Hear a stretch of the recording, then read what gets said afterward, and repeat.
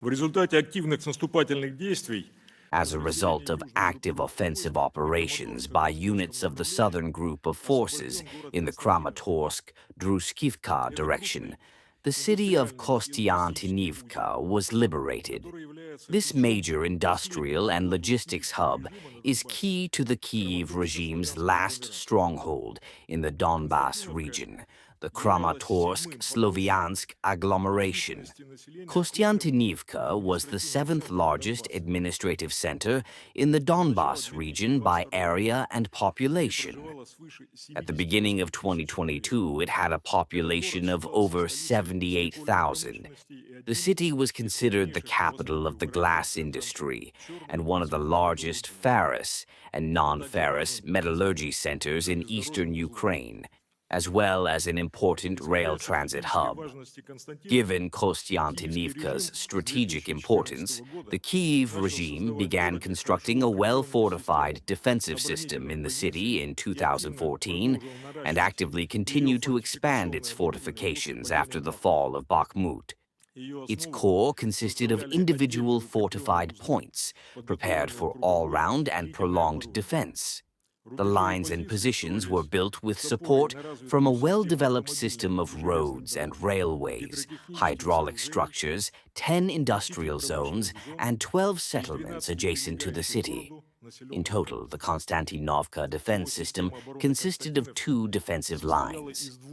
This included over 150 kilometers of trenches and anti-tank ditches, with 3 rows of engineer obstacles, 20 battalion-sized defensive areas covered by mixed minefields and constructed on commanding heights around the city. Within the city itself, the enemy had constructed over 80 obstacle sections, more than 50 fortified defensive points, anchored by the railway station, a technical college, 12 school buildings, 25 kindergartens, and 10 factories. Overall, Konstantinovka was the most fortified and well-structured defensive area of the Ukrainian armed forces. It was one of 4 fortress cities, along with Sloviansk, Kramatorsk, and Druzhkovka, that formed the main line of defense of the Ukrainian armed forces in Donbass. The Kyiv regime, attaching special symbolism to this city, awarded it the honorary title of Hero City of Ukraine in 2025. To hold Konstantinovka and its environs, the enemy formed a formidable force of 7 brigades, 45 battalions in total, numbering up to 15,500 troops.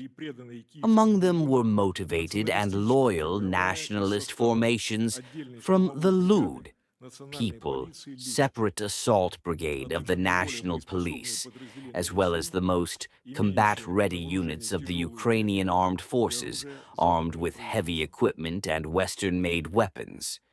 Despite the measures taken by the Ukrainian Armed Forces Command, Ukrainian units failed to hold the city against the onslaught of Russian forces. During the offensive, assault units of the southern group of forces, having pinned down the enemy in battle for the eastern and southeastern parts of the city, encircled Konstantinovka from the flanks and secured fire control of the main supply routes of the Ukrainian forces. This effectively isolated the enemy garrison in the city. Subsequently, exploiting supply and rotation issues with Ukrainian armed forces units, our troops continued their offensive within the city limits and completely captured Konstantinovka. The total area captured was over 66 square kilometers. The Ukrainian Armed Forces Command, sparing no lives of Ukrainian soldiers, issued orders to hold this defensive stronghold until the very end. Thus, the Kyiv regime, attempting to convince its Western overseers of the Ukrainian forces' alleged ability to halt the Russian army's advance in this direction, demonstrated these supposed successes, yet again incurred significant losses for the Ukrainian armed forces. During the operation to liberate Konstantinovka, they amounted to approximately 13,500 Ukrainian troops, 14 tanks, 283 armored combat vehicles, 400 vehicles, 200 field artillery pieces, and 8 MLRS launchers. The city is now under our complete control, and units of the southern group of forces are completing the clearing of neighborhoods of small groups and individual Ukrainian fighters who may still be hiding in basements and ruins. During the 4th Motorized Rifle Brigade Commander's report to the Supreme Commander-in-Chief, footage of Russian units monitoring all areas of the city where enemy defenses have been established was shown. Russian military personnel are present in all parts of the city, from the southern to the northern outskirts of Konstantinovka. For security reasons, we cannot disclose their location, and the assault units mentioned in the brigade commander's report have currently relocated to other positions.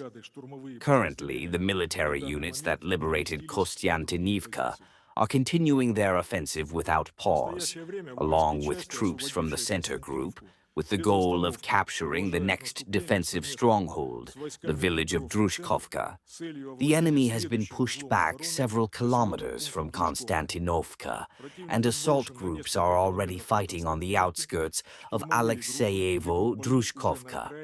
On the right flank of the Slaviansk direction, the southern and western troop groups are advancing toward the Slaviansk-Kramatorsk agglomeration.